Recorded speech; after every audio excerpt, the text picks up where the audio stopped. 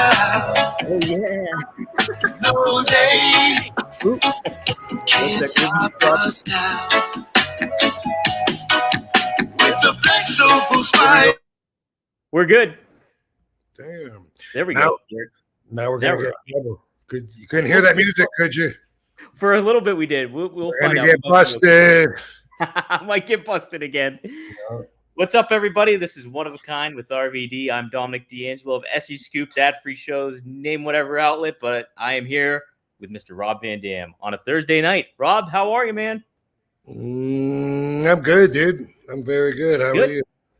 I'm doing all right. Not too bad. It's nice in Pittsburgh. The weather was killer today. It was like mid 70s, so I can't complain, man. Yeah, it just started getting kind of cold here, and the changing of the weather is fucking with me a little bit. So I'm feeling a little bit stuffy and tired. But been jamming. Very, very productive day. It's been a productive week. It's been busy. You know, I had a very busy weekend. Yeah, you did. Yeah, signing autographs all day at the convention in Chillicothe, and then doing a Q&A with the wonderful Bill Apter. And then, yes, sir. Yep. And then the wrestling show at nighttime, wrestling Matt Riddle. I didn't get any sleep, and I had to fly to New York the next morning, and it was awesome that we got to change the clocks, that I got even less time to myself. And then but anyway, busted my ass, signed, had a nonstop line from like I guess it was noon to 5 in Clay, New York at yeah, it was for a grand opening of a dispensary called Raven's Joint right outside of Syracuse. It's awesome. Very cool place. I highly recommend it. Very clean. These guys know what they're doing. Had to go through a lot of BS to get open, and a lot of red tape. And they have a lot of product available, but it's not like you're tripping over it because they have it in the back, and you look at these monitors and the screens, and you know, it's really well designed, breathable, and clean. And congratulations to Clay, New York. Well, how is so like what kind of complications did they run into, Rob? Is it like just the legal stuff of getting like, you know, marijuana, THC kind of in the mix of all that in that town, or how does that kind of all? There's always just pushback with it. I think they told me there's only like, I don't know if they said 3 or 4 dispensaries. Like that's it. You know, so they're not like throwing licenses left and right. And that's usually the deal. You know, they're usually stingy about giving licenses.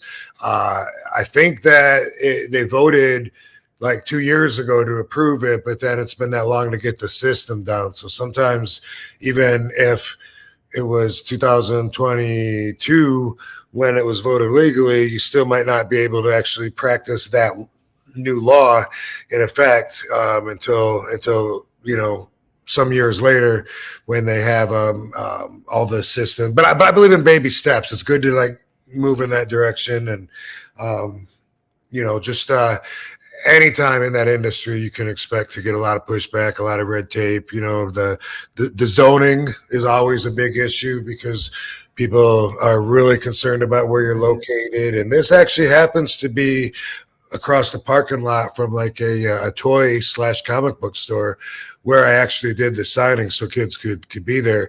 And it's great that the owners, yeah, I can't remember the name of it. I just heard it and I forgot it again. Like something with an L, Lifting the Limits or something like that, the toy store. But anyway, it's really cool that the owners of the businesses, you know, could be on the same team with something like that, and realize that it's a good thing for the community. Yeah, no doubt, man. No doubt. How was it working with Matt Riddle for the first time and everything in a wrestling ring? How'd that go? It was really good. You know, we obviously vibe well together. I say obviously because everyone probably assumes we would, and we do. Cool dude, you know, and the crowd was just crazy, like really hot crowd. It was the biggest crowd that Bobby Fulton says that he's had there in Chillicothe. And that's like a new territory now with big time wrestling. If you haven't heard of Chillicothe, I'm not surprised. I hadn't heard of it until a couple of years ago, but I've wrestled at least 3 times there now and signed at the conventions. And Bobby brings in all the top stars, Sting, Ric Flair. I think Ric Flair was there. And who else was there this time? I can't remember, but a lot of people. You may have seen the posters. They're pretty well stacked, and everybody knows Bobby Fulton. He was one of the Fantastics with Stan Lane, with Tommy Rogers for the long haul way back in the day. I think Stan Lane was the OG, but it was Tommy Rogers and Bobby Fulton. They were the Fantastics, and that was a popular tag team, babyface tag team in like the 80s. So everyone in the business knows and respects Bobby, and he's doing a big thing there, and RVD's apparently a big part of it. That's great. Yeah, big time too. It's so neat because that obviously had the ties to like Detroit area and stuff, like in the Chic and all that stuff. It's pretty cool. Bobby was a huge fan for the original Chic, and that's why he's got big time wrestling. Yeah. That's awesome. That's super awesome. How was the Q&A with Bill Apter then? How'd that go? It was fine. It was all right. We were standing in the ring, and they were trying to figure out some mistake in the crowd with the seating. And so I'd answer a question, and then Bobby would get on the mic and tell everyone that's in the green section to move over this way and this and that. And it was very informal and very informal. I love Bill Apter though, so it was cool, spending time hanging out with him. Yeah. Yeah, he's pretty easygoing. I got asked by a fan at the Q&A. He said, "What's the rarest RVD action figure?" And I thought, wow, that's really interesting you asked me that, because I was just asked that like a couple days ago on X. I'm not used to calling it that yet, but yes. And I said I wanted to wait till after this weekend when I could look at my collection and give it a really educated answer instead of just throwing something out there. But I plan on answering that person, and then I kind of was feeling this synchronicity with the energy, and I'm like, "Are you the one that asked me on social media?" And he said, "Yes, I am." I said, "I thought so." And I was trying to explain, but I'm on a microphone standing in the ring, so I don't know how much everyone can hear my long, drawn-out answers, but they seem to enjoy it. But I was explaining to him, I don't know, do you count bootleg figures? I got this one that the WWE is upside down on the chest, and it shows an actual RVD figure on the back, but when you look on the front, it's not the same figure at all. And I think I have like one yin yang on the leg, and then I have a chainsaw and a caterpillar with me. And so what? A caterpillar? Yeah. I think this was found at the dollar store, and it's some bootleg from who knows what country. I would imagine this is one of the more rare ones, and I was describing that in the ring on Saturday, and a couple other ones. And then I told them, of course, there's the one with the red sun rising Japanese flag. And I was explaining to the whole crowd, I wore this at WrestleMania 23 with the ECW originals versus the New Breed. Red sun rising, white outfit. You guys remember it? They put the figure out, but not too far out. They made it. And before it hit the stores, they recalled it. And so, and because of controversy, their flag, that flag is controversial, like to Korea. Think of it kind of like the rebel flag here, how people associate it with bad times, prejudice, the slavery, the war to keep it, slavery. So similar to that, but I've seen a few figures in the last couple of years while I'm signing at conventions. I've seen at least 9 in the package, and I've seen probably close to that also loose figures out of the package, And every time someone has one, I always ask them where they got it, and they either paid several $100s to get it online, or somebody knows somebody that works for a the toy company. It never made it to the stores, but what I've been told, and I don't know if it's true or not, is that there was like 30 of them that were in the office at Mattel, and once they stopped the production in mid-run, they ended up going home with some of the people that worked there in the office. I would love to know if that's true. I find that number to be hard to believe because, as I've said, I've already seen like 9 and 9, and what are the chances that I've seen 2/3 of the complete number that's out there, like in the world? Very, there's no chance that I've seen that. So there must be a lot more. But I've seen it for $500 or $600 online in the package. A fan gave me a loose one a long time ago, and so I have that in my collection. And I was telling everyone on Saturday, so I'm trying to manifest a fan giving me the RVD figure in the package. So Sunday in New York. What? Whoa! Look at that! Wow! So don't worry about hunting one of these down for RVD.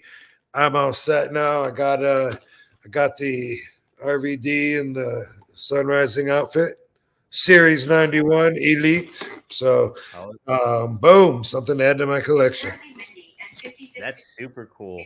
Well, that's funny too. You mentioned that because this week I actually did the little journalism thing, and I texted Matt Cardona because he's the big figure collector, and all this, And I was like, "Hey, have you heard about this figure? And like, do you happen to have it by chance or anything like that?" And he was like, "I don't have it," but he was kind of saying what you were saying, that people took it from the factory or like whatever and everything to that effect. So like they did get taken out. So they were out in the world, and now you got one. That's pretty awesome. Yeah, because it's in a good home now with all my other action figures. And there's a new one coming out too. You saw that? Oh yeah, we shared it last week. Okay. I think I still got the picture. Yep, right here we go. Monday night. Oh, boom! That was quick. Yeah, there we go. Nice. Yeah, that's the Walmart exclusive, I think. So you got to keep your eyes peeled for that one.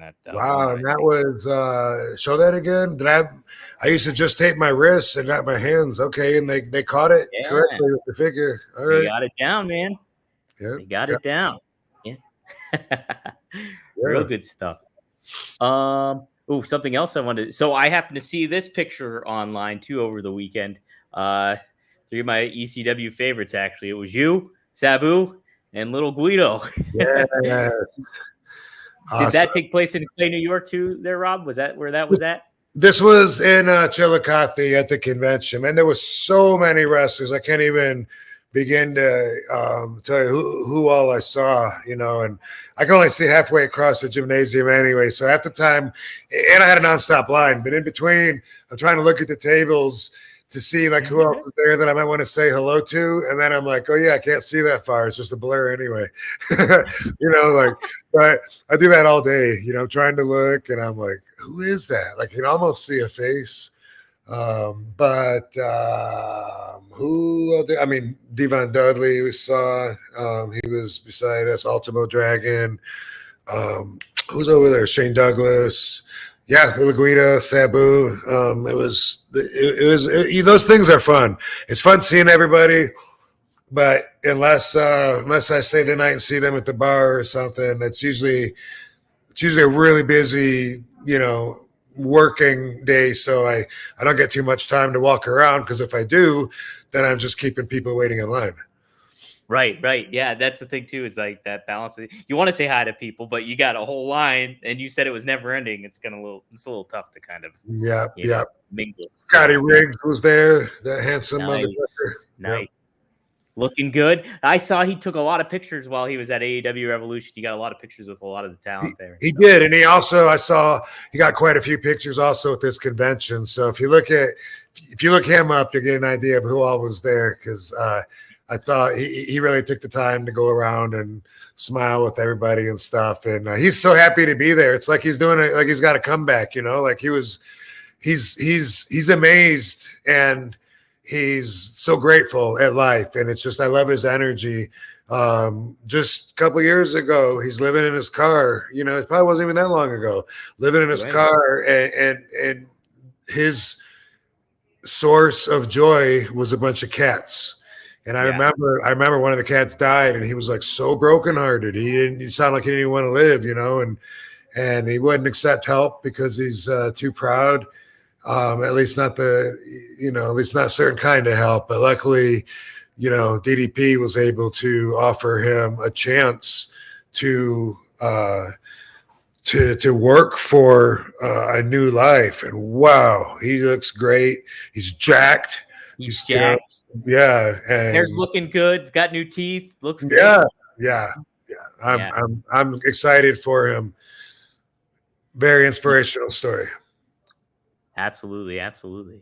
Yeah, that's pretty neat. Him and Buff at the same time too, basically, or like the American males, and they're kind of back together. So it's pretty cool.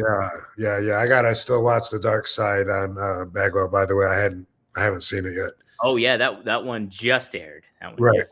Did you watch the Earthquake one by the way? Okay. Yep. What'd you think of that one?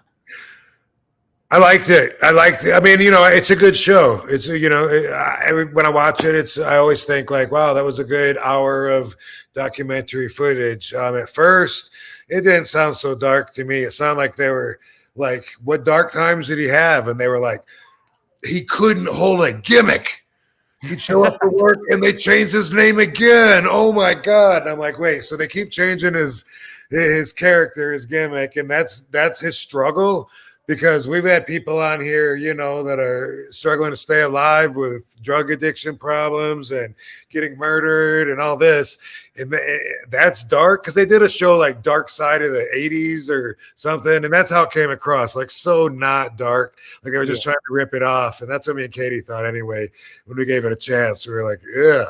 The dark side was like, ooh, we're giving little girls self-esteem issues about being women with Barbie and Cosmopolitan. Ooh, evil.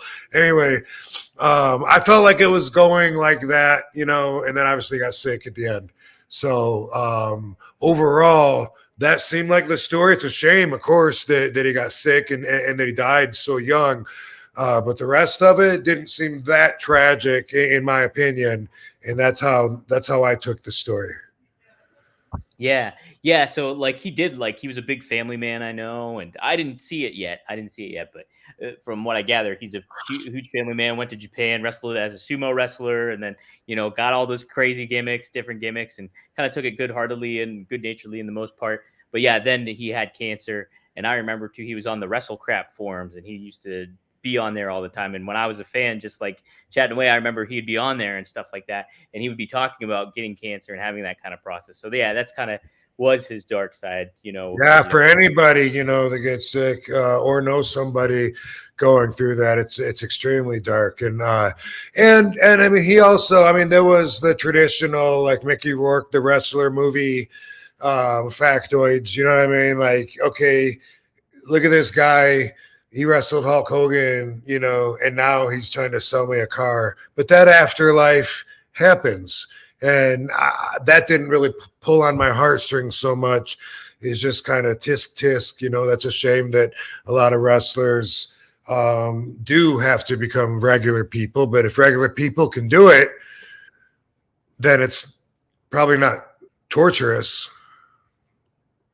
Yeah, sure. No, it's like, yeah, it's an adjustment of life. You hit a big peak of like stardom and, making a lot of money. And then you get back to this feeling of normalcy where you're, just a dad trying to make ends meet in certain ways. So, yeah, it's different, It sure would suck to go back to minimum wage or something after having, a lot of years being a superstar.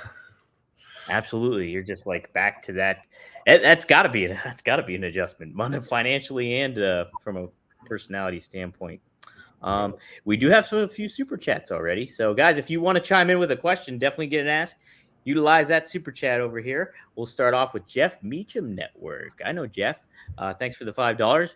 He says, "Is your AEW Collision booking on 420 in Vegas? I'll be there for TNA, but was hoping to get together." So, it's not in Vegas, I don't think, Rob. Your Collision booking, your AEW booking, I don't think. You are correct. It is not in Vegas.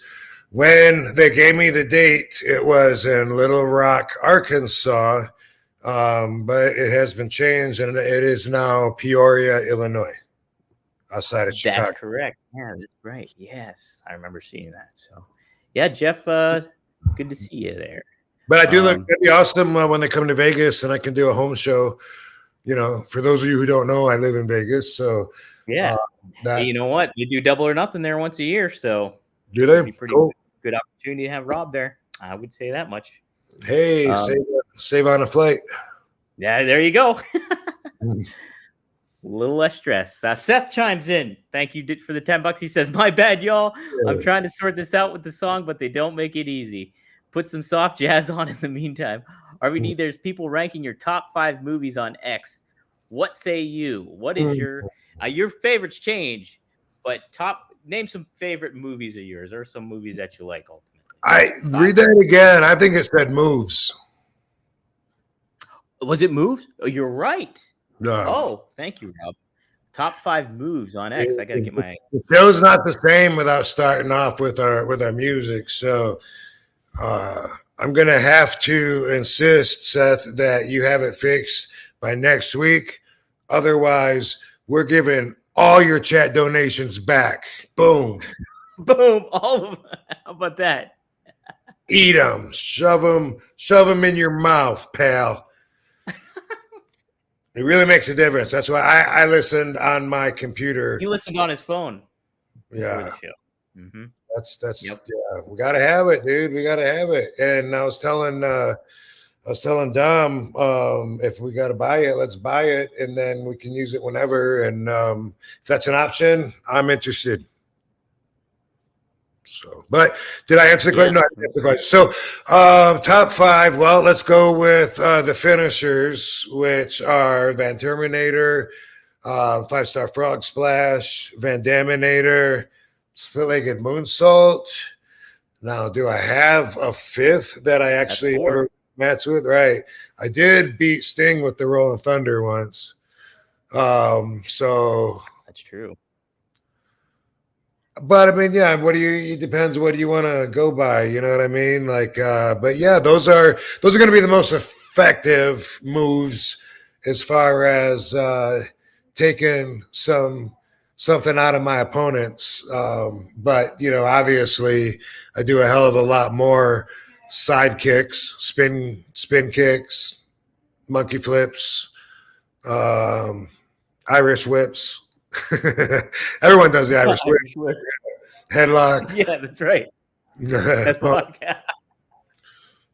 But as far as the most devastating, I'm going to go with those.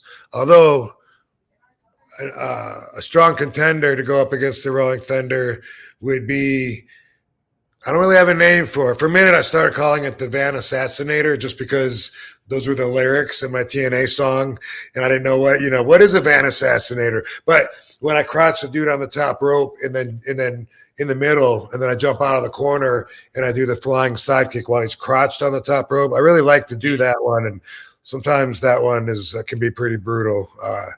What about your leg drop from the apron? Their spinning leg drop from the apron to the barricade. Right. That one is that's pretty cool. If I was trying to impress a bitch that didn't know nothing about RVD wrestling and they said, is it rough? I would be like, "What's this?" And I would show let me show you something. And I would show them the corkscrew leg drop from the apron to the guardrail before I would show them a Rolling Thunder or anything else. That's one move that I haven't seen anybody steal yet.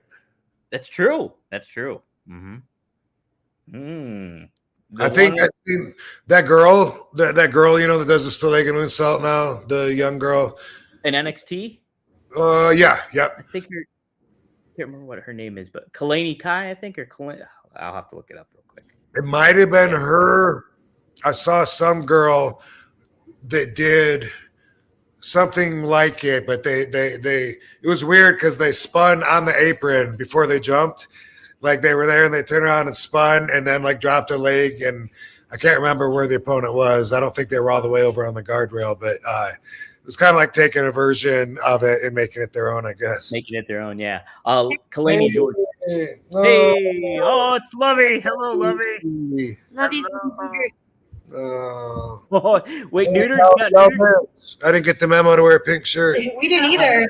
I just walked into her room and we were wearing the same colors. Wow, synchronized happening. Yeah. Hello. How you guys doing? Hey, how's it going? Good. Oh, come here, bird. Did you just say Lovey got neutered? Is that what happened? Oh no, she got bigger. Oh, she got bigger. Okay. Yeah. It's like, oh, how about that? The Van Dam fam, Yay. Look at, and then, there's Barbie too. full of love. Nothing but love. What a fam. What a fam. So much love. There you go. Feel jacked. Hey, Katie, what'd you think about? I didn't get to watch it. What'd you think about Ryan Gosling's performance on the Oscars? Did you watch that? I didn't. No, the only thing I saw about the Oscars was when John Cena walked out with the thing on him. Like like naked stuff. Yeah. Mm-hmm. Yeah, I sent that to Rob, but that was all I saw of it. Oh, okay. Because I knew like everybody was talking about Ryan Gosling singing a song from Barbie, I guess, or something. Oh, okay. Yeah, he did like a big thing. It's pretty cool because they parodied Marilyn Monroe back in the day, actually, for it. So that was kind of cool. Cool. Yeah. So how about that? So cool. Fun. Hey, thanks, Katie. Thanks. Look at my outfit. Are y'all leaving? Yeah. Looks good. Thank you. Yeah, that's awesome. Have fun. Love you, Robbie. Love you. Have fun. Cool. All right. Dude, I'm really into this fight with Jake Paul and Tyson. I was gonna bring it up. I have a graphic here too to show it too. Boom! Look at that. I'm in July 20th. 20th. Yeah. July What is it? 20th. It's in Dallas, is it, or Houston? I believe. Yeah, it's in Texas Stadium. I think. Where's Where that? the Cowboys play. Where the Dallas? Cowboys play. Yeah, in Dallas? Dallas. Yeah. So it's going to be a big event. I am pumped too, Rob. Yeah, it's the whole concept is intriguing and exciting, but the feedback really has pulled me into it because it's almost like politics where the people seem so split and everyone is so positive that they're right. So I've seen like so many comments about like, man, he's going to fight a 60-year-old man. Like, wait, he's saying that he wants to be a serious boxer and he's going after a retired 60-year-old. No one's going to take him serious. And come on, dude. Like, if you beat him, big deal. If you get beat by him, then that's even worse for us. You got nothing to win by fighting a 60-year. So there's that. I don't know if you've seen that. And then there's the other ones. They're like, no, Tyson is going to hurt him no matter what. That's Mike Tyson. And they both sides, like I said, just like politics, it's like they both are so sure that they're right. The other half of the argument is idiotic. That's the way it comes across to me. And I'm, of course, you're going to know where I stand because at 53, I don't care if I'm going to fight somebody. I don't care if they're in their 20s or 30s or 40s or 50s. I don't give a shit. I'm not going to say, wait, he's 25? No. Forget it, man. If he was 32 or over, no, I don't. Yeah. I even heard one guy that gave I love you, baby. one YouTube guy that during his comments that he said when he was breaking it down, he says, and I'm sure Mike's lungs probably aren't in perfect health because he smokes a lot of marijuana. I wanted to comment and say, what are you saying? I don't understand. Are you Where did you get that his lungs are probably not in good condition? What's that got to do with smoking marijuana? But again, I do know that's how basic thinkers think. Yeah, yeah. And, no, Rob, I'm like in the camp of like, man, Tyson. Yeah, he's like 57. Who cares though? Like he was a professional boxer. He all he needs is a couple punches. That's it. Like if he catches you in the right man, that's all. That's all you got. And it's like, I don't know. It's like. And I'm sure you see them sparring on there, like on social media. There's a couple clips of him doing it. And my God, he can move.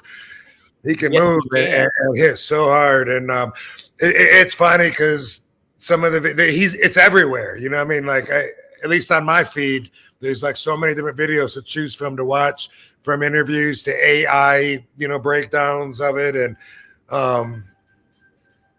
one thing that was pretty funny was they were saying that it's not going to be completely like an up and up fight. There's going to be certain different stipulations, and they started saying, okay, they're going to use 18-ounce gloves. I don't know if it's true or not. I don't know. I used to use 16 ounce. When I kickboxed, we used 16 ounces, and that is a much bigger glove than what they normally use, like a 12 or even less. So it's more padding.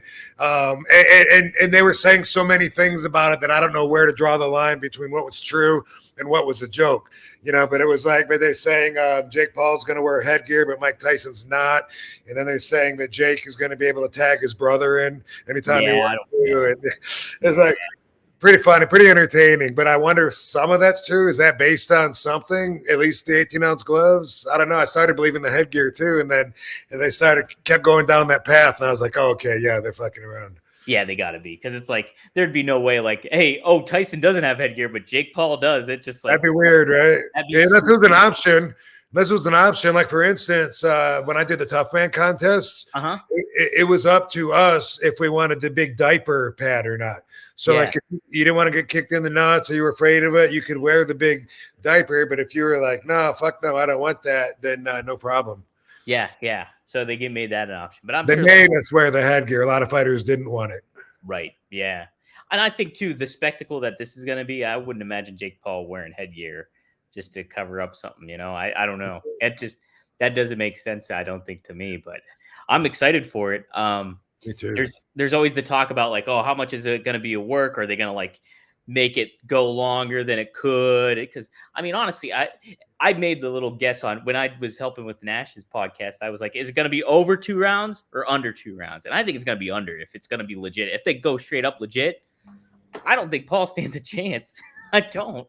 Man, you know what? Maybe there should be one to. I'm not a gambler, but every once in a while, I think, man, I should have bet on a fight, which I don't even know how to do that. But living in Las Vegas, you can bet on anything. Oh, yeah. There's been a couple of times where, I would have won, but I don't know what the odds were, which affects how big my winnings would have been. But on this one, I'm thinking, I don't know. I mean, I would put my money on Mike. I don't know that much about either of the Paul brothers, and I'm not trying to take anything from them. And, that's pretty brave to even get in the ring, like that. So I'm excited, looking forward to the fight. But maybe I'll look and see about throwing some money down and end my no gambling streak.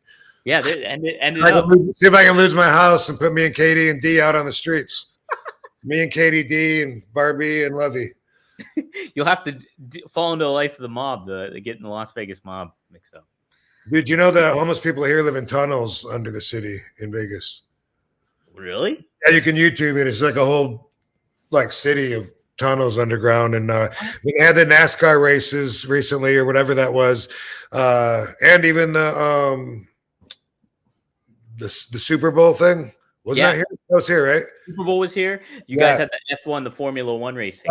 That one, yeah. For those 2 events, I was seeing on the news, they go through the tunnels and they kick all the homeless people out and stuff that are in their homes, like if it's in the restricted areas or if it's whatever. And that brought up a conversation that I brought up here because I saw that on the news and I was like, what do you think about that? Because we were talking about it. People look at homeless people like they're a nuisance, like they're insects to spray with Raid or whatever. And, I didn't like that, seeing them get kicked out of the tunnels. Like, dude, let them stay in the tunnels. Yeah. Yeah. What's the issue? I don't see an issue with it, you know? It's strange They're real people. society we live in. People, though, I know that. They're real people. Yep, exactly. Seth chimed in again. He said, hell yeah, I'll sell it to you for $1. I just got to correspond with whoever runs the channel. So YouTube Chris, that would be. Rolling Thunder is a top 3 move for him, he says, by the way. So Rolling Thunder is up in his rankings. Nice. What about the rolling splash, the rolling 360 leg drop, which hasn't been done too many times, but I did do that when I was always trying to pull something different out of my pocket. The rolling splash is fun and nobody expects it. And it's weird because I roll and then I go up and then I just feel like I'm diving upwards, you know, until I come back down and then boom. And I'm like, okay, that worked out. I was beginning to wonder if I was going in the right direction. I lose my control of the motion for a little second when I do the rolling splash. It's weird. Wow, that's funky. Because I'm not aiming at the guy. I'm aiming up and then boom. Yeah. That, you know? Yeah. If I had to rank at least your top 3, my number 1 for you, I think, would be Van Terminator. Number 2 is the 5-star. And then number 3, I think, is the Van Daminator. And then followed up by the corkscrew leg drop on the apron. I think those are at least my top 4. So, yes. Cool. Not the Fisherman Buster that Sabu. Oh, that's a good one, too. Yeah. He's trying to give me that back in '96, I guess, in ECW, and I was there. He wanted me to start using that as a finish. And I either broke or sprained his neck, knocked him out once or twice with it, and hurt Hack Myers with it too. And I just gave up on it. I said, no, that's not for me. Yeah. I'll pass on that one. Yeah. Pass on that one.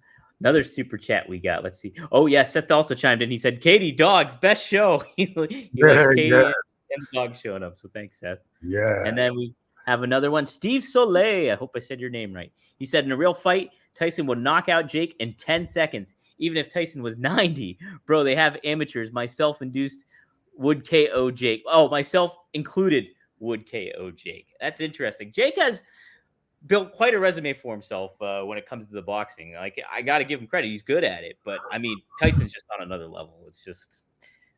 I think it's apples and oranges in a lot of ways. Maybe it'd be better to bet on Jake Paul because the odds would be right. Because the odds would be more maybe in his. I'll have to look and see. Except for you would lose if he loses, then you lose all your money anyway. So yeah, you'll lose either way. No wonder I fucking don't gamble. I hate this shit. I hate gambling. I hate it. Yeah.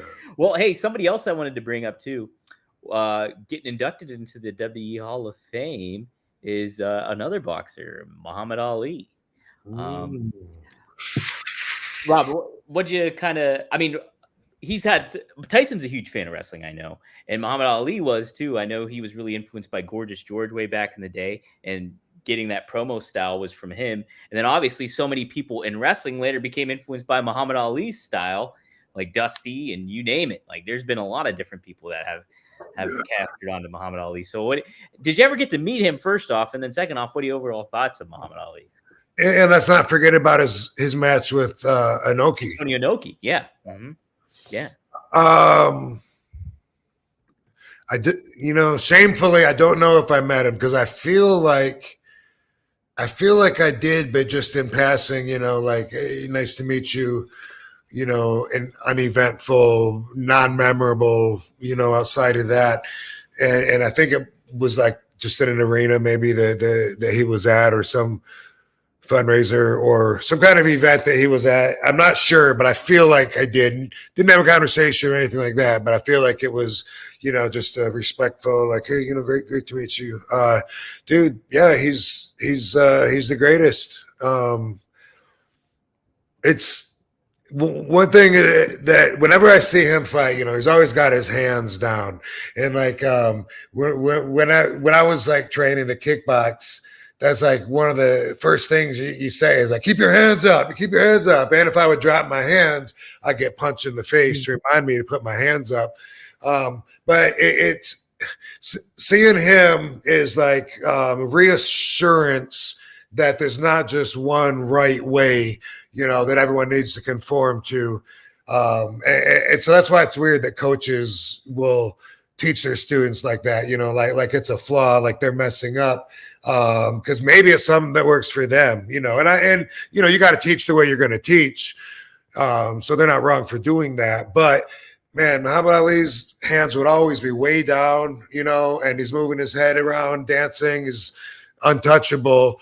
And then he puts those hands where he wants them and swings them and shit. And I always thought that about his style. I thought about, like, man, all the coaches that must have told him to keep his hands up, keep your hands up by your face. Don't let your guard down. And here he is, the greatest in the world, is saying, I'm going to do it my way.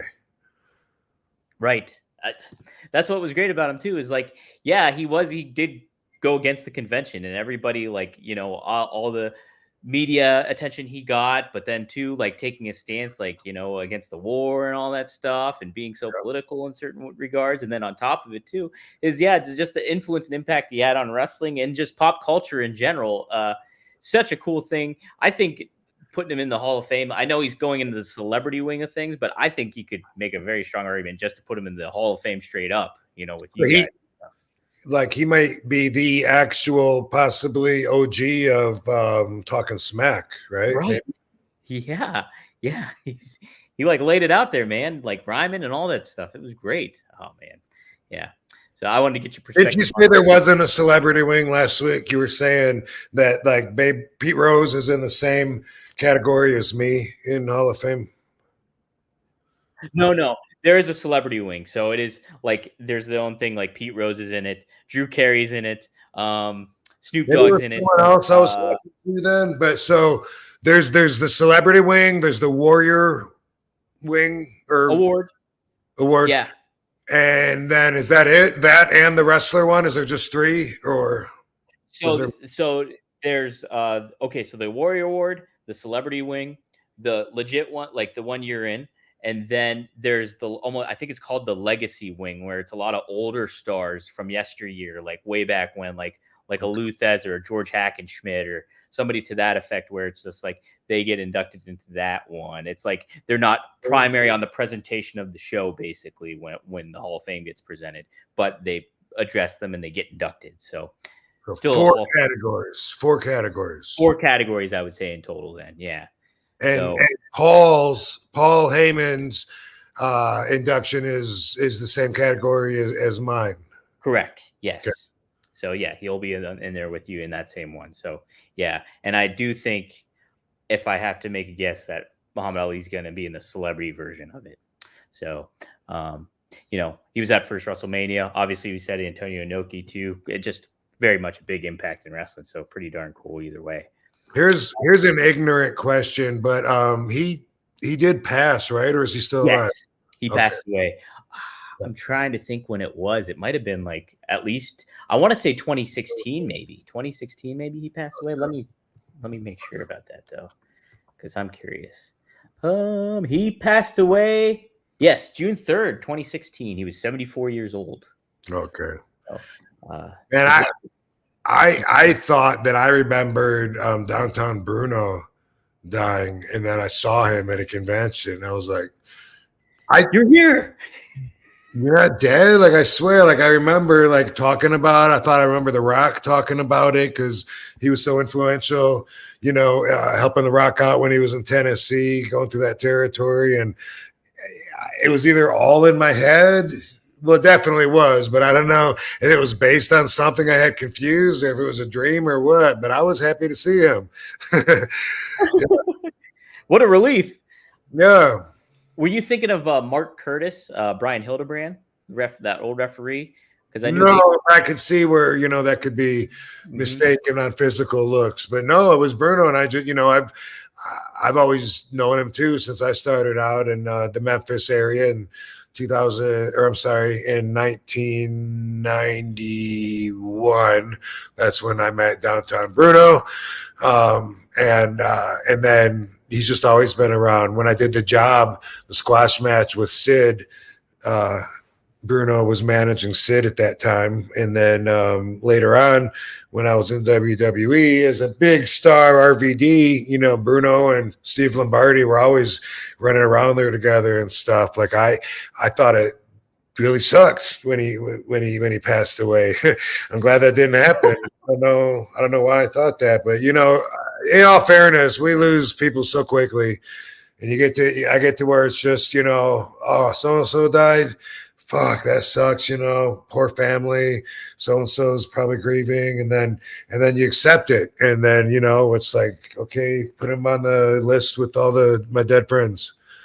Right. It's got to be tough, and it's such a thing that happens like so often. You know, like I know this week Jackie Crockett, the cameraman for WCW and the cameraman for Jim Crockett Promotions, passed away, and like. And there was several other names like younger wrestlers. The one Japanese wrestler Yoshi, Yakuza Yoshi or something like that. He from All Japan passed away after a match, and then a young luchador Ray DeStoller passed away after in the ring. This guy in the ring, right? Yeah. He had a head injury, and then he was taken to the hospital, and it was a severe brain damage, and then he ultimately passed away like about over a week later or so. So yeah, it's a tough business. It's a tough business. There is. You see, did we talk about that quote from Al Snow on YouTube? There's a video. I didn't see the video, but I saw. No, we didn't talk about it. Okay. I can pull it up here though, for sure. Just give me a second, please. Okay. Is it? Yes. Here we go. Here. Al Snow. SC. This is from the website I work at. SC Scoops. Okay. So. He expressed his belief that an escalation of risks in AEW matches may lead to a tragic accident. He says, we have now escalated to where we watched Will Ospreay go into a vertical suplex with the guy standing on the second rope and drop straight on his head. We watched Orange Cassidy get dropped bodily on the top rope, could almost be cut in half. Okay, how much exponentially has the scale went up that we're going to watch someone die, meaning legitimately, if they're going to die right in the front of your eyes in a match. I'm trying to see if there was another quote. That's all they have quoted for him on this. Okay. Yeah. The title of the video that I saw and didn't click on was a quote, and it said, "Someone is going to die in an AEW ring. I guarantee it." Yeah, it was on a Vince Russo video. There. I see the video right on my screen right now, but that's what the headline says. But you quoted it verbatim there. Sure hope they're wrong. But you know, I said that too, and not that, but I also agree that, you know, they do crazy, dangerous stuff that for me is too much. You know, I see a lot of high spots on Instagram that just make me say, why? And a lot of it, I don't know if young guys, some of the stuff they might think like they just made it up. No, there's a reason we didn't do that stuff. It's too dangerous. And we thought of a lot of that stuff and said, hell no, it's not worth it. Now, these guys, and I'm not talking AEW, I'm talking independent death matches, a bunch of stuff, you know, and you some see of a it, lot of crazy stuff. Yeah, and some of it maybe some of AEW falls in this category too. But these new kids, they're not worried about exposing anything. They're just worried about the stunt. So they'll be up on top of a building, just already waiting on the edge, you know, waiting to jump. And then the guy will throw like a horrible punch or miss him or chop. And then the guy, he's going to light himself on fire and then jump off. Like, what does that mean? And what is the story that you're telling? And where's the competition? Because, you know, what I saw was all you, baby. That was all you. Anyway, you know, they power bomb each other on the back of the chair now, the part that's horizontal that goes all the way up. Bam.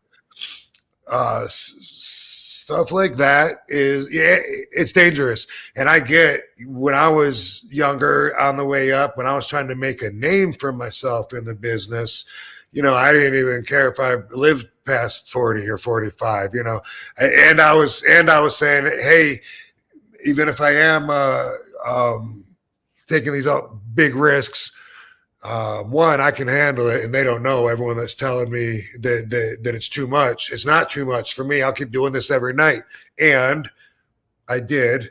But at the same time, there was part of me saying, "Hey, everyone's as long as they're talking, man. If they're talking about me all over the world right now, I got this platform on TV to do this thing. Everyone's going to see. My name is going to be in everyone's mouth. Boom, get me a taller ladder. Get me a taller one." And it's small picture thinking as far as you're not looking at the longevity of your health and all that. But I get it, and it does have a value. And a lot of people would give their left leg if they could just be on TV one time. Mm-hmm. Yeah. No, but to your point, like you see a lot of this stuff, like, and I'm not talking AEW either. I'm talking more so what you see from the independent people doing. You see stuff like just crazy spots, dives to the outside where there's nobody really catching you. Or there's just chairs lined up. It's just to get that viral moment on social media.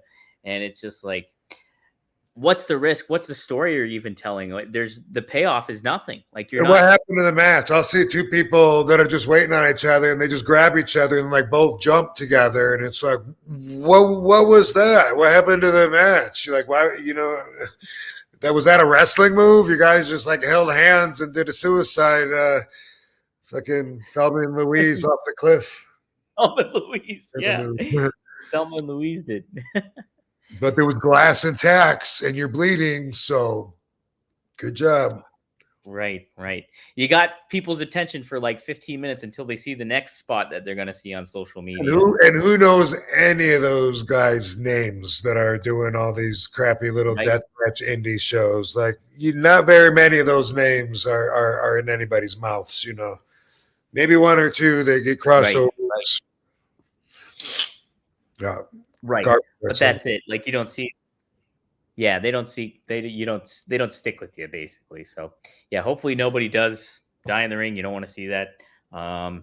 Luckily there's doctors ringside, all that kind of thing happening. So I mean, hopefully it all kind of just balances out, and safety precautions are ultimately made when it comes to stuff like that. So that's what you got to hope for. So, but so Steve Soleil also chimed in again for $1.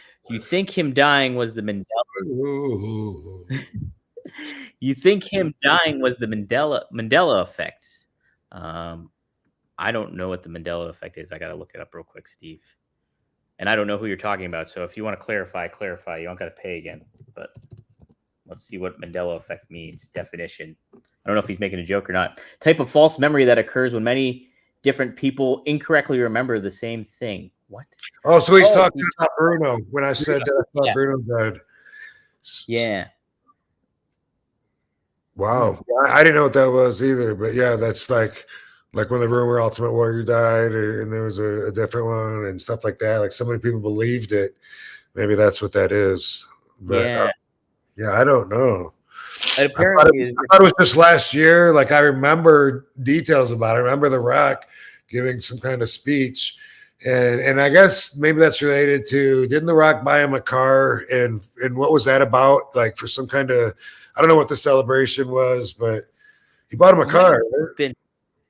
Yeah, I know there's something with the car. There's something. Or didn't Downtown Bruno buy Rock his first car?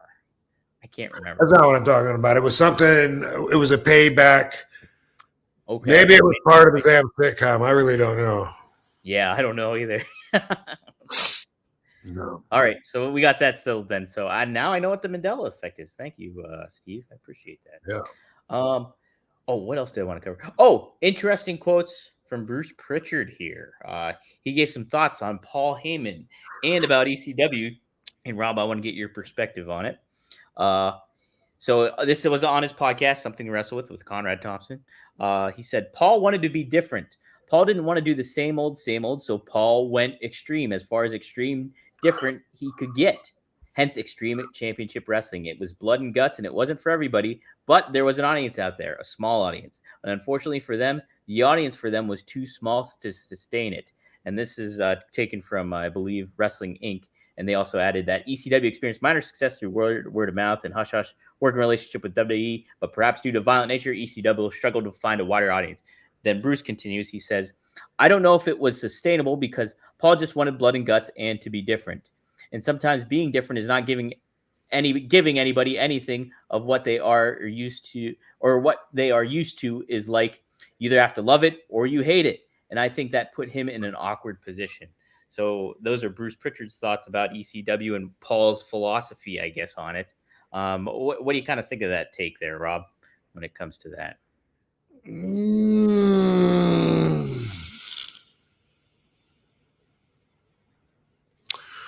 Well, I think that some things or people, let's say some art that comes across in different forms, is so cool. But what makes it cool is that it's it's counter society. Counterculture. Thank you. You're welcome. And I think ECW was like that, when Paul was talking about trying to get on USA or whatever major network TV channel, and he was telling us, I got a meeting on Wednesday. I'm going to find out. Looks like it's going to be this or this. Maybe we'll be on Fox. I looked at it like, okay, if we get a chance for everyone to just look at us one time, to see us, and to be able to compare products, I thought so many people are going to stick to it because it's so cool and it's so superior to the alternative that's all we need is just a chance to be up in that window next to the other dogs, and someone's going to pick us up from the puppy store, But looking back at it, what made it cool was that it's not made for the majority of people, like the things that are really mainstream that are made for everybody are they're not obviously they're not going to be as niche, but they're made for everyone, made for kids, made for old people that get offended, made for people that are stupid, they can't keep up with everything else. And so the majority of people that are going to tune into something mainstream, it's going to be a little bit cheesy, for lack of a better word. And that's what is going to get the mass amount of views. So for someone like an RVD to get in the spotlight, and for me to say, boom, I want all the fans, to see me, I'll be everyone's favorite wrestler. Well, if I'm smoking weed, and I swear, well, that's going to turn a lot of people off that are mainstream because they're not about that. For other people, they'll think that that's so cool that I'll be so much more over with my niche crowd that it'll seem to make up for being in the mainstream. But when it's talking about all the numbers, and that is what you need for sustainability is the numbers, the ratings, the money, it's all the same. I think that our very own product was too counterculture to have competed with the mainstream product. Do you think Paul would have kind of, say if ECW caught more fire, you got television, a big television deal hypothetically and stuff like that, Paul probably would have made the adjustments to make it still have that vibe, but also like still make it a little bit more mainstream where you could have that broader audience. How do you think Paul would have handled that if it did get bigger, ECW? Well, I think he would have hated to compromise the spirit and nature of our foundation, that's at the root of our art form. And it reminds me of like when WWE brought ECW back, and after a few weeks, then they decided, okay, because they were saying, JR was saying every night, ECW means anything goes. and that was almost like the logo. That's ECW where everything goes. And then all of a sudden they're going to have one Extreme Rules match per night, and the rest of the card is going to be just like SmackDown, just like Raw. That was the kind of compromises that were made to add credibility to the referees and to the matches. And that was Vince's idea of attracting the mainstream audience. So these are the kinds of choices that you would be dealing with. And in my opinion, it took way too much away from the product. Could Paul have done a better job if he was in charge of where to trim? Yeah, but he would have got so much pushback and opposition if there was higher ups higher than him. If he was in charge of it, he was already dealing with the network people at TNN. And then he was saying, that with the pay-per-view game, that was a whole another level of rules put on as far as like time estimates and things like that, which were never even part of our game. I never cared how long my match was, until we started getting on pay-per-view. And then it was like really important. And that changed the whole agenda from my perspective as, someone out there doing the work. So yeah, I think if Paul would have got on TV and we could have been like maybe on late night, which already isn't going to be the best audience. You've lost some people by being on late, but unless we were going to target us for kids, that young adult target audience that knows what's cool, that likes to go out and party more than probably just stay home with their family or whatever. That's unfortunately, even though I may fit in there best and ECW might fit in with them best, and that might be you and me, and that might be our world as we know it that we live in, it's not the mainstream. Right. It's not the people that are watching the Tonight Show, with the cheesy Jay Leno jokes. And even that's 11:30 at night. So that's really pushing it to get saucy and, and talk about Dolly Parton's boobs. Woohoo. Oh, wait, now. Yeah. But I will say, too, I think, it wasn't just blood and guts, too, with ECW. Obviously, that was part of the thing. But that's kind of where the culture of the 90s was going, was in that you had the Jerry Springer, you had a lot of that different stuff, or Howard Stern, a lot of those elements coming into play where things were getting a lot more edgier and things like that. But on top of that, too, you guys also had, you introduced the luchadors, and then WCW started adopting that into the cruiserweights and bringing them over. And then, but a lot of the way promos were executed, the way certain things were executed, all that event, and Stone Cold even started cutting his Stone Cold teeth in ECW before he went to WWE. So there's a lot of stuff that got adopted over into the other mainstream products, and those got edgy too because of ECW. ECW was very much ahead of the game when it came to a lot of that stuff, and that was part of the counterculture ideal, I think, too.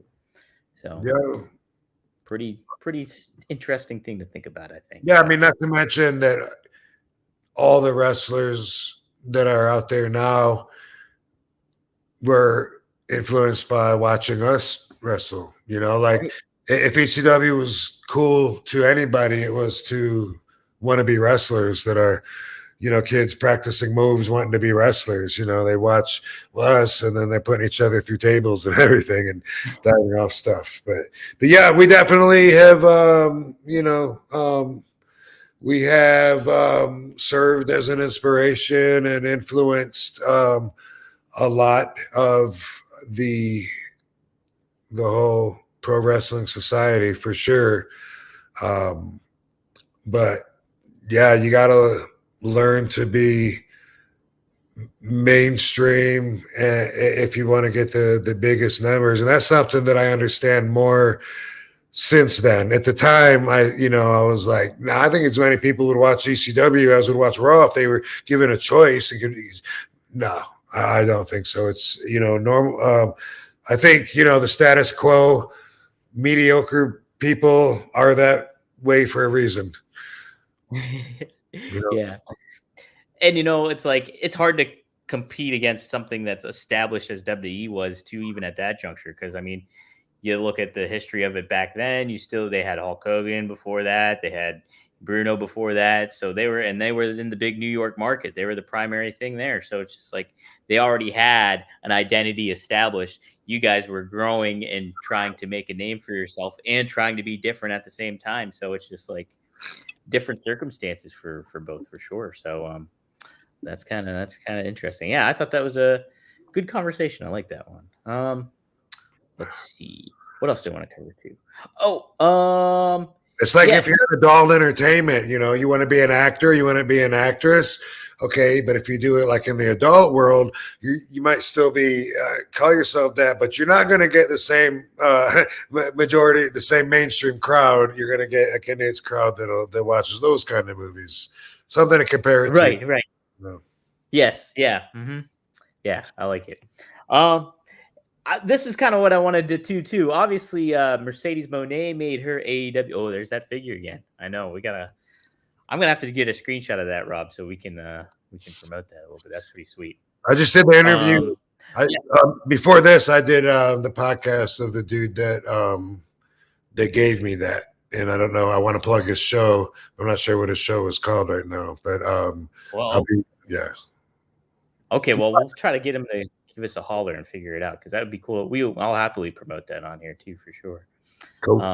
What was I gonna say? Oh, before I forget too, how was Sabu? You did a Twitch with Sabu. How'd that go? Oh yeah, it was awesome. It was very cool. It's something. I mean, obviously, I love Sabu and we have great chemistry, but I realize now not everyone is going to have that chemistry with Sabu or even feel that comfortable being around him. And so I like sharing our relationship and the way, just like in the ECW promos back in the day, the way that our different personalities really will come out, in a conversation. So pretty cool. I definitely hope to do more with him. And we're not going to disagree on very much either, which is cool because I might have a different way of explaining his thoughts, or you can also see where my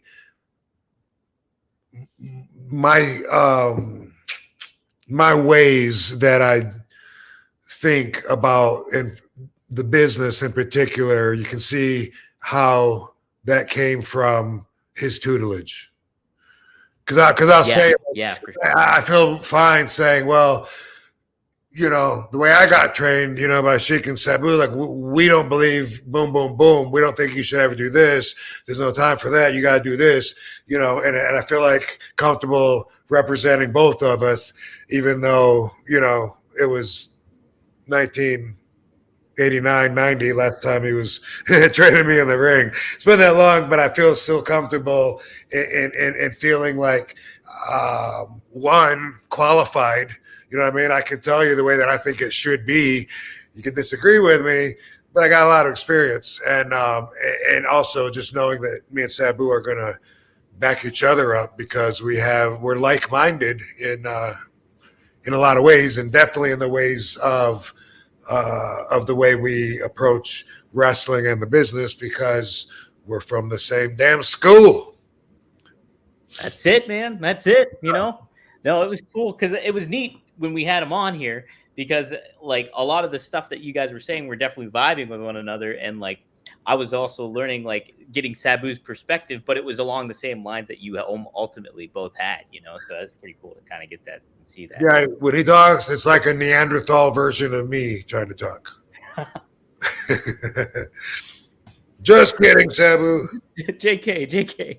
Oh, man. He was great though. I remember texting you. I was like, I loved having Sabu on. He said it's learning about him and the Sheik and all that stuff has been just a cool experience for this. So, okay. Yes, Steve also chimes in. We've talked about this before. Steve Soleil, thanks again for the $4.99. You remember talking with Ultimate Warrior on RVD TV about having the power to heal injuries in your mind. Any thoughts on that? Yeah, I was bullshit. So, yes, this was a conversation, and Chris Nowinski was in on it too, who studies brains, and has made leaps and bounds of progress on our education of concussion damage, CTE, things of that nature. And he's great.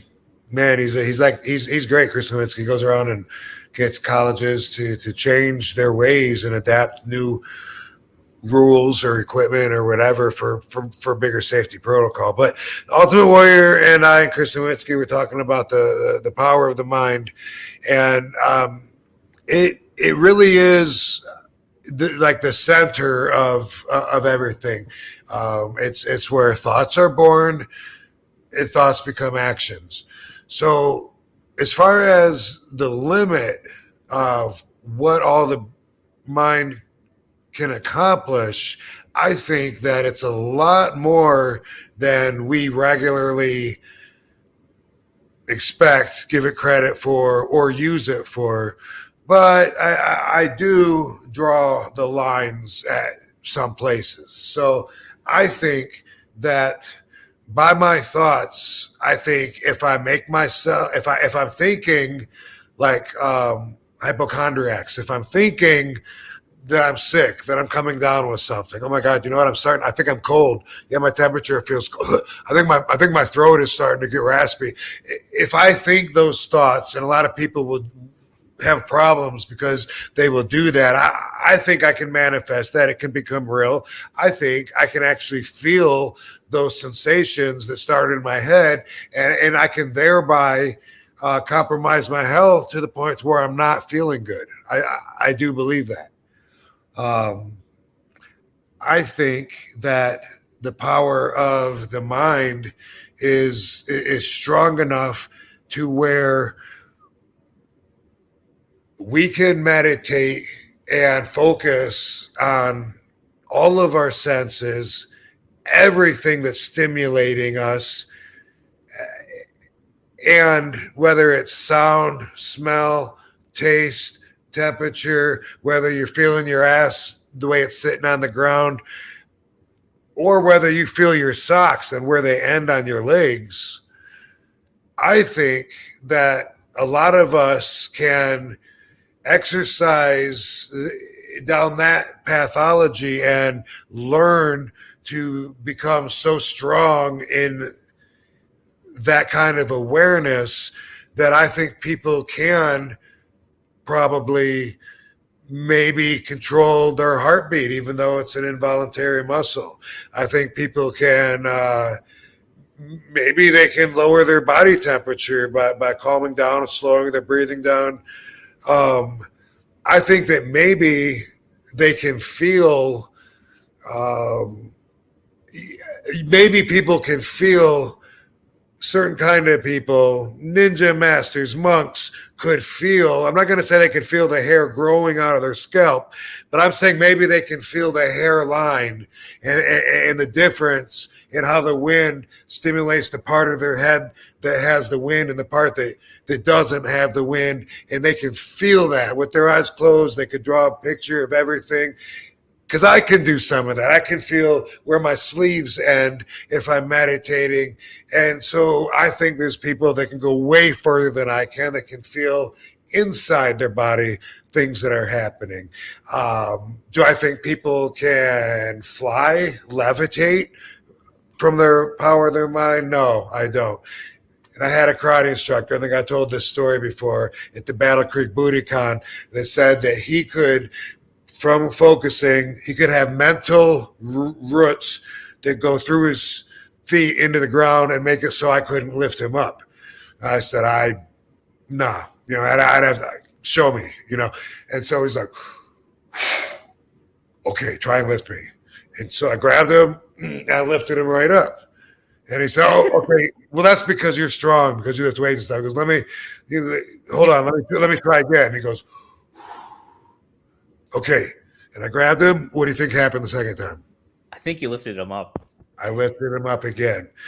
I think there's a lot of hokey pokey in this way of thinking, but I also think that people that use a lot more of their mind can control a lot more of their physical functions and just be aware of a lot more than we expect. I totally believe that. I don't know where to draw the lines exactly, but you can't think good thoughts and feel bad at the same time, and you can't think bad thoughts and feel good at the same time. Like they're directly linked. My thoughts control my vibration, and that controls how I feel and how I rub off on other people. So we were talking about the power of the mind, and there's some people that take it really far. There are people that can block pain out. We've all seen this. They can just focus and meditate and be in such a, I don't know if they're in an out of body state of mind or what, but there's people, and then you can hold a lighter to them, just like in Lethal Weapon, or stab their hand or something, and they don't react. I do believe all of that. I think that the power of the mind controls all of that. They used to say we only use 10% of our brain. I don't know about that. I don't know. Yeah, I think too. It's just like, how in tune are you with your whole mindset, to see what you're capable of, and like what you're aware, like from meditation or prayer, or even like the aspect of positivity that you're talking about too, is just like being positive really exudes a lot of good energy. And like if you're positive all the time, it, like, I hate to use the cliche fake it till you make it, but a lot of the times that can resound true in certain ways when you have a good mindset, when you don't have negative stuff around you, or think negative thoughts and stuff like that. And Absolutely. I think a lot of that aspect is very much powerful. And if you're going through maybe health troubles or something like that, obviously you're going through a physical pain or some sort of issue, things like that.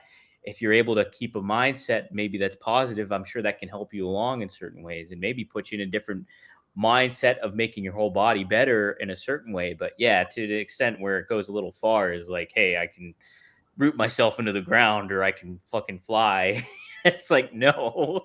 Right. Yeah. But is it possible that people could really think positively and maybe make a cut on their hand heal faster than someone that doesn't put the same thought and focus and concentration and love and focus on the spot? Maybe you got me on the maybe there. Yeah, that's a kind of like a maybe one. Like if you're the amount of energy you give yourself, I think is something to kind of consider. Maybe, hey, yeah, if you think it's gonna heal and you do maybe the right process of taking care of yourself. But yeah, but I mean, but think about it. They say like if you just talk to plants, or even just focus and love and give love to plants, they supposedly thrive on it and grow healthier and faster. I do believe that we are supposed to be able to communicate telepathically, and there's several factors that I find that back that up. And they usually say like when they get into the aliens spottings and stuff like that's how they were. They were like the alien wasn't even talking to me, and he was just like, I just knew what he was saying, what he wanted me to do or whatever, and it was weird. I feel like certain people maybe can do that, and I feel like all of us are supposed to be able. We just don't know how to use our brain. A lot of times, I think the dogs are like, I'll be thinking like, I wonder where Barbie is. She comes running in through the dog door from outside all the time. I mean, she does that so often. And if you think about it, your dogs, I don't know if cats do this too, but they'll spend so much time and they're trying to get their thoughts out to you because they don't talk, but they'll sit there and they'll just stare at you and stare at you. Cats do that. And, they might be thinking, get me a treat. I want a treat. Something. Yeah. I want a treat. And they're trying, they want something, and they're like, why aren't you responding? And I think that we really are equipped to be able to communicate on that level, and I think animals do amongst themselves. Yeah, I agree. I definitely agree with that. What else was I going to say? Oh, you mentioned it earlier too, manifestation, like that kind of aspect of it too, like you're talking about. Yeah, that's for sure. Totally. Yeah. You know, that's another thing to consider too. It's pretty cool stuff. I don't know. DDP's all about that too, manifestation and everything. All right, we got another couple super chats here. Tony Lopez asks a good one here. Thanks for the $2. Will you do any meet and greets in California soon? Are you going to be in Cali anytime soon? There, I don't think I have anything right now scheduled in California at all. So, hopefully that'll change sometime, but not right now. Not right now. So wait and see there, Tony. Wait and see. Steve Soleil chimes in again. Thanks again for the $5. He says, "Yeah, bro, I've been trying to heal my knee mentally, warrior style, but that MFR still hurts. LOL. 21 years of jogging. Oh, running will do it to you. Yeah, that puts a wear and tear on your knees for sure." Yeah, I've heard wrestling can be rough on the body too. Oh, really? Yeah, that's one thing that's so annoying about pain is that it's so distracting, and I always wonder, like, why can't I just learn to like pain, or at least be okay with it and just be like, but it's weird because pain, like, it sends these signals and it fucks with you, and even pain can keep you from being able to move, and you think your actual mobility is limited by range of movement, by inflammation or whatever. Sometimes it's just the pain itself that stops you from being able to do anything, and you don't even know until you get like a cortisone shot or something that makes it go away, and then you're like, wow, I can move completely. I didn't know I could do this. And I always wonder, like, why is pain so debilitating? It takes you off the track that you're on, off of your focus. Like if I'm having a day where, I don't know, say my shoulder really hurts,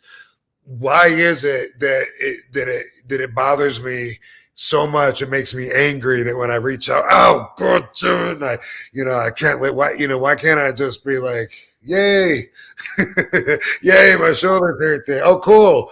It's a bad back day. Awesome. I thought about getting hypnotized before, because that would really change things around and allow everyone to be a little more productive on days where you feel held back just by being grumpy that you're feeling pain. Yeah. Oh my gosh. Yeah. A lot of stuff. And I'm sure too, like, just going through your wrestling career and like you're dealing with injuries, or like, you have a nagging thing that's going on, and you almost kind of develop that adaptation to it where you're like, I just got to work through it and go through it. I got some matches I got to do this week and cover them. I'm sure you got used to that to an extent, as much as you can. Some stuff doesn't go away. So some stuff I'm just going to go ahead and wrestle with. It's been there since 93, Yeah. Yeah, there you go. Let's see. Another super chat is from Lizzo's Titty Fat. What a name. Lizzo's Titty Fat. I like it. Canadian dollars and $2.79. They say, I don't know, she or he, become a sadist. RVD, love the pain. JK, you're a legend. So there you go. Wouldn't that be a cool gimmick for a wrestler, a character? Be like, chop them in the chest, and they love it. Just give it to me. Call him the sadist. That's all you need. Some people are sadists.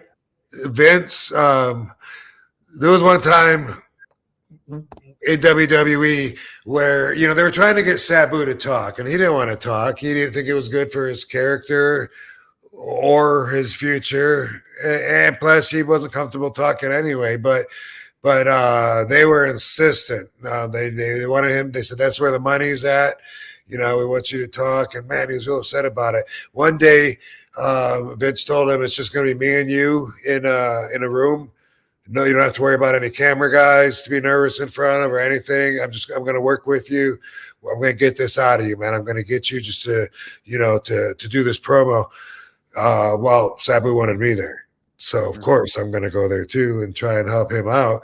And Vince was like, Rob, what are you doing here? We're supposed to just be me and Sabu. And I was like, well, Sabu wanted me here. He's uncomfortable, and I'm trying to help. And, we're inseparable, motherfucker.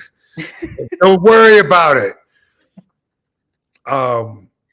What it was, like, script-wise, was like, at first I think they wanted him to say, I'm homicidal. And I think he ended up saying just the one word, homicidal, suicidal, instead of saying I'm suicidal, I'm homicidal, because he said, I want to talk about myself.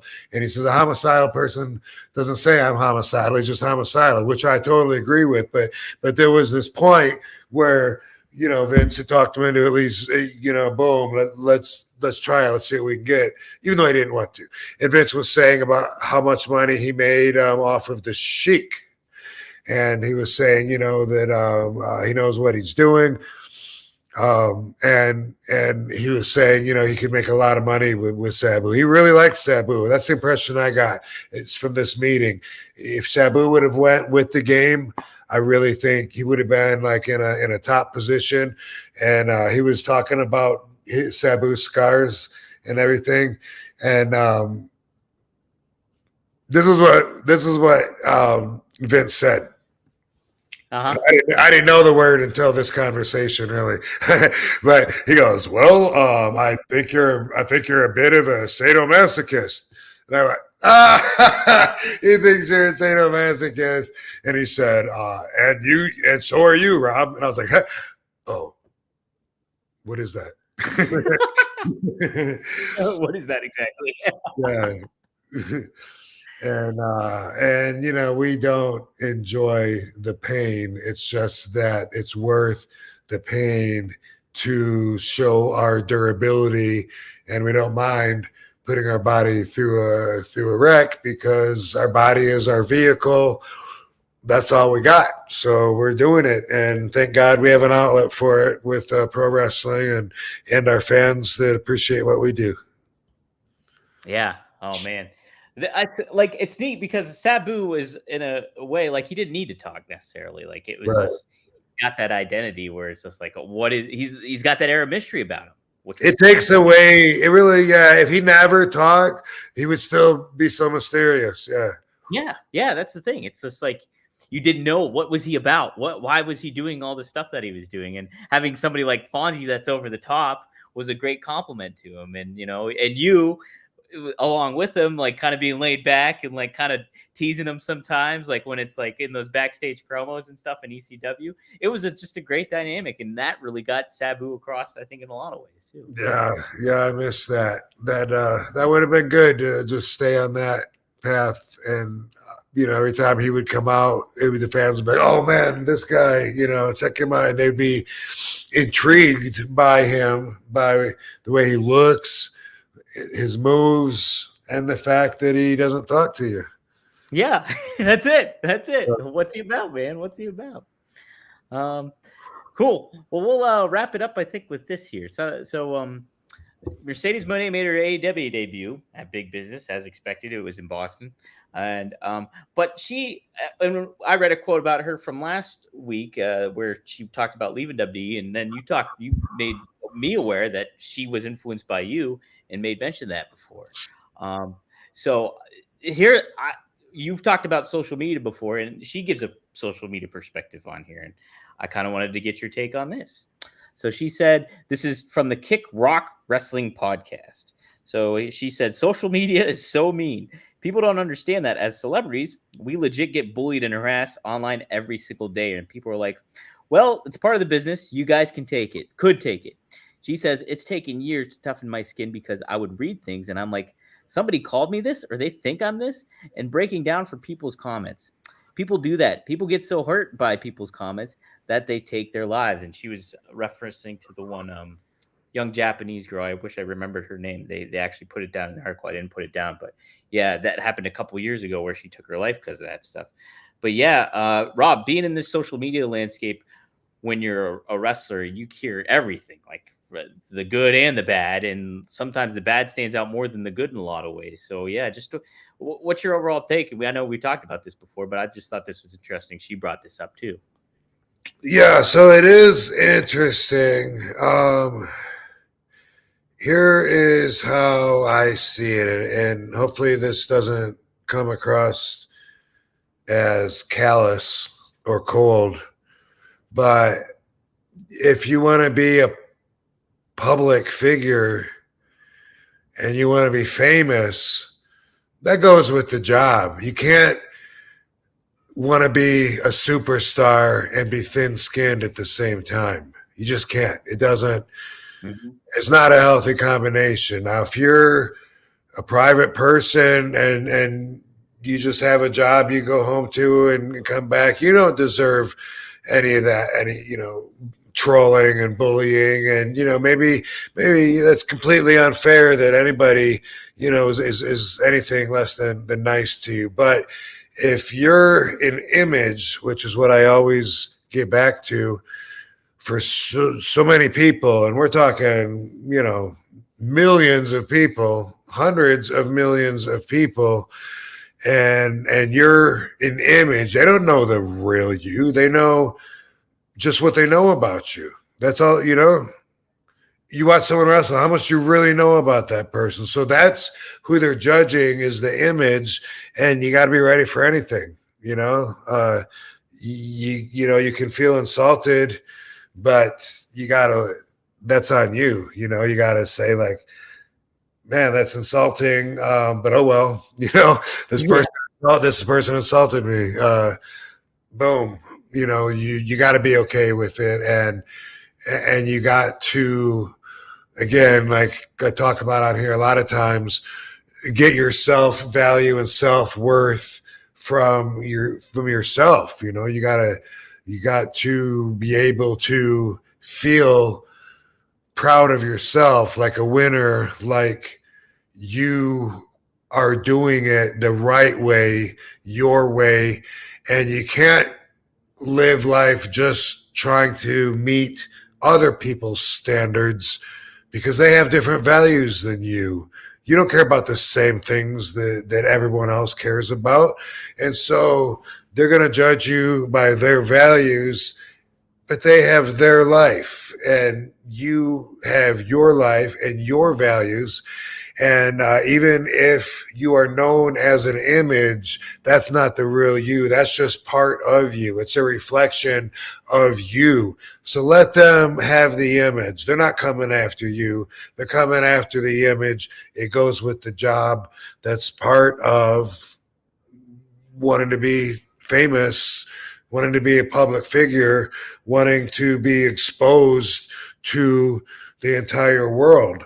You got to be ready for a mixture and combination of contradicting comments, because it's a really big world. You can't not be okay with that.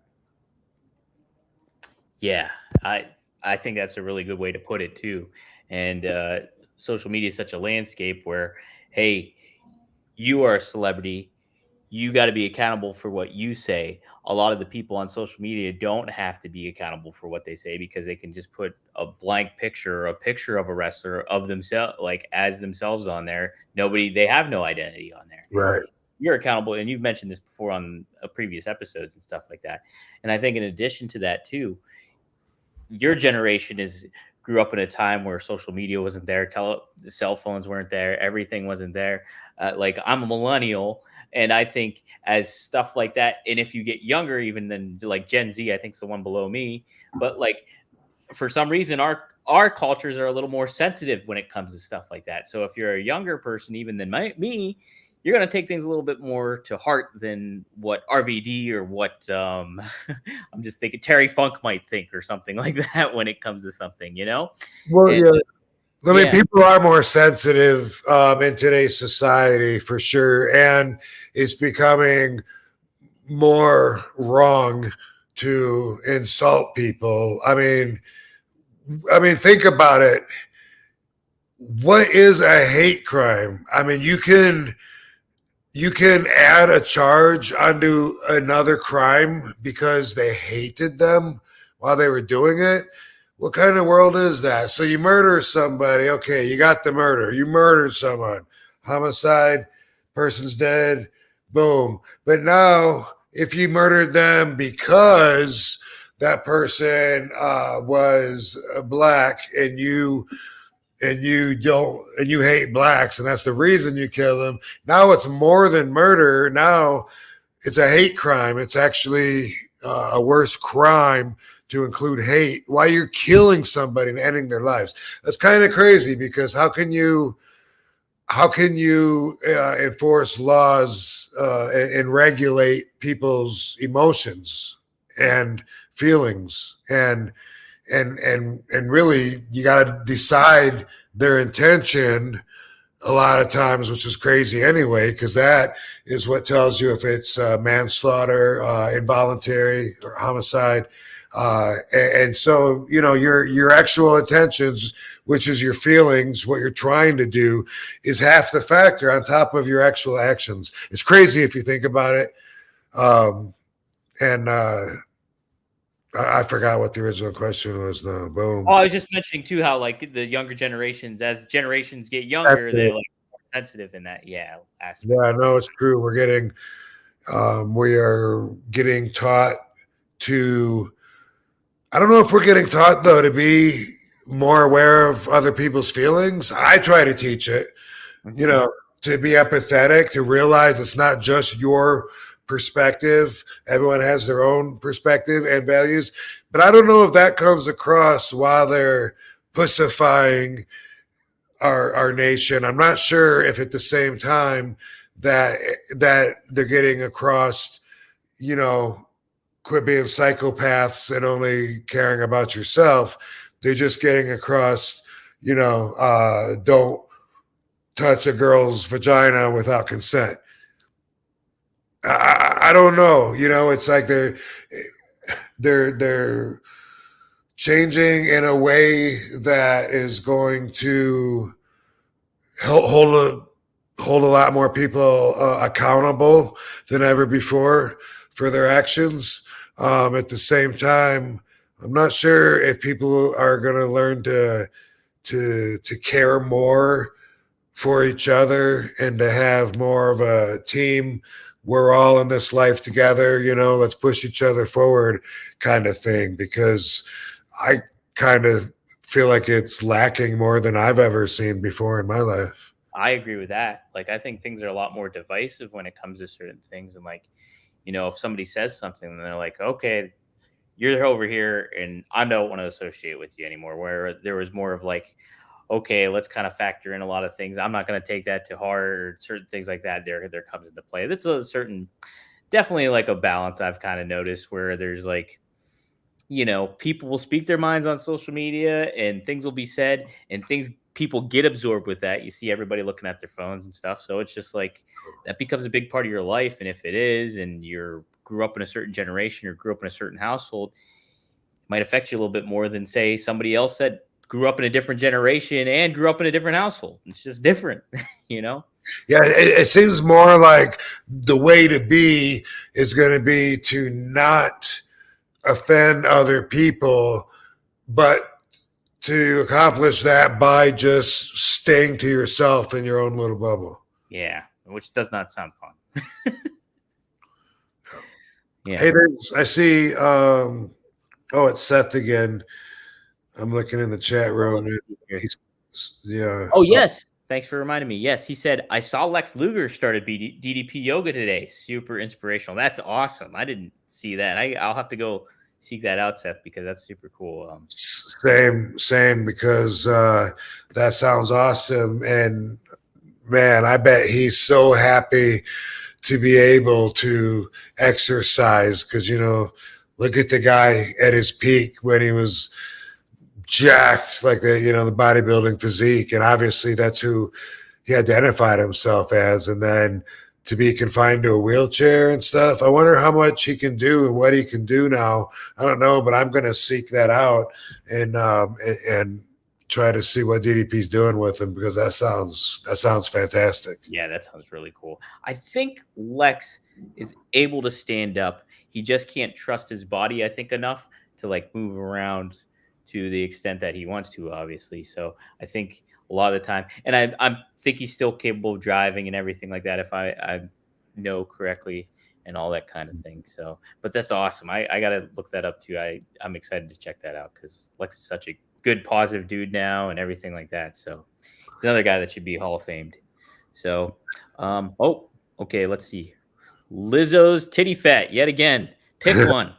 Rock Austin, Foley Funk, Pizza Pasta, WCW, WAF. Rob, which one you picking out of those matchups? Interesting thing to want to know. Yes, want to gather? I want to make sure I make the right call here. So, Yeah, this is a tough one. You got to pick one of each. I think that's it. Pick one of each. Oh, okay. Yeah. Yeah. Rock and Austin, Foley or Funk. Yeah. Okay, let's see. Rock or Austin. I'm gonna go with Rock. Quit booing me. It's my choice.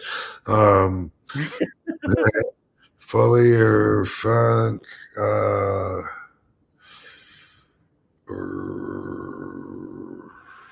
I'm trying to think of what to even go by on all these. So I'm gonna say Funk and pizza or pasta. I'm gonna go with pizza, and I'm gonna go with WWF. There you go. Those are some sound choices, Rob. What is that? Fuck, marry, or kill? Yeah. Yeah. I think we might have talked about the coloring contest, right? Yeah, you brought it up. Okay. We haven't Right. made a big announcement about it yet or promoted it yet. So by the time this show, it's tomorrow, huh? No, it'll air Monday. Okay. But isn't the audio on Friday night or no? No. The premiere. Well, sometimes we'll air early on premiere, but it'll air a little bit earlier than Monday. Oh, okay. So will officially drop on Monday everywhere. Okay. So my airbrush artist that has airbrushed all of my outfits since day one, he had this idea and he sketched out an outfit with the designs on it. And I sent it to my webmaster at robvandamme.com. So when we get the link, we can put it down here. Otherwise, go to robvandamme.com and you can see the outfit there, the front and the back and the sides. And I don't know if you download it or if you got to copy it, screenshot it. Hopefully you don't have to screenshot it. But anyway, you get the sketches from there. You color it the way you want to color it. Send it back to robvandamme.com and we'll have the email for you to send it back. And this is the coloring contest. So it's your chance to color a Joe Holland designed outfit. And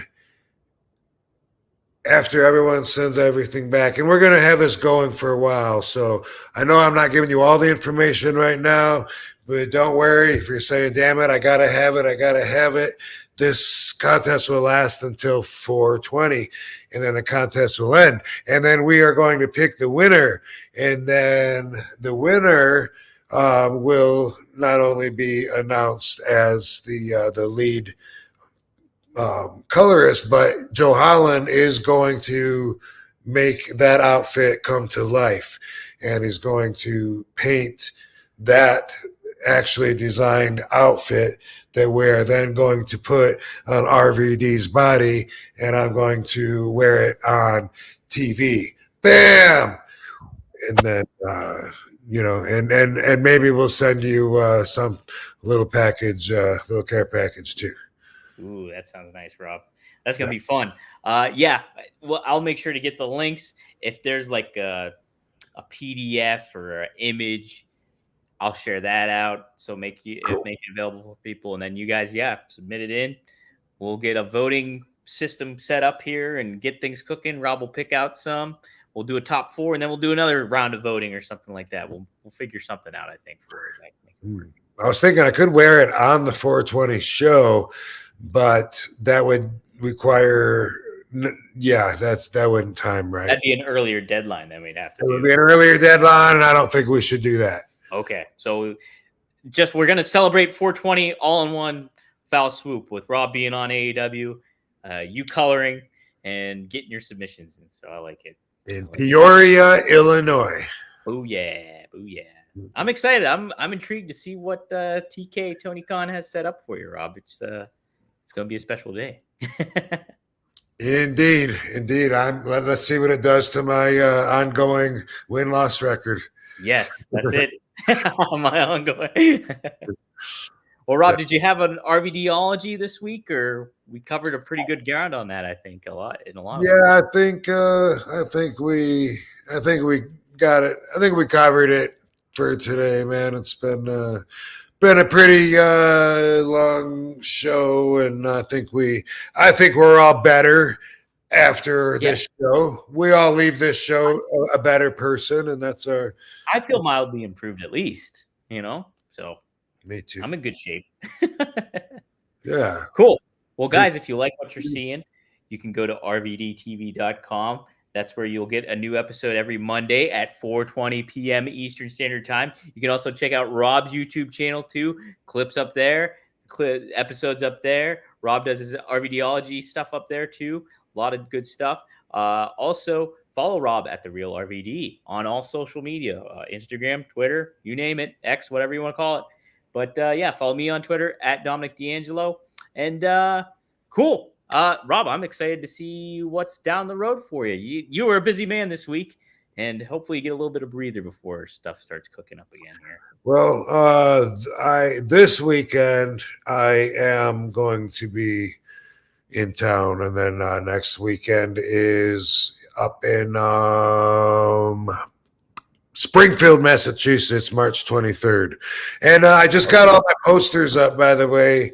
I've been refreshing robvandam.com. That's why for Joe Holland's artwork contest, I went for my web guy to give me a contact at robvandam.com for an email that they can send this into.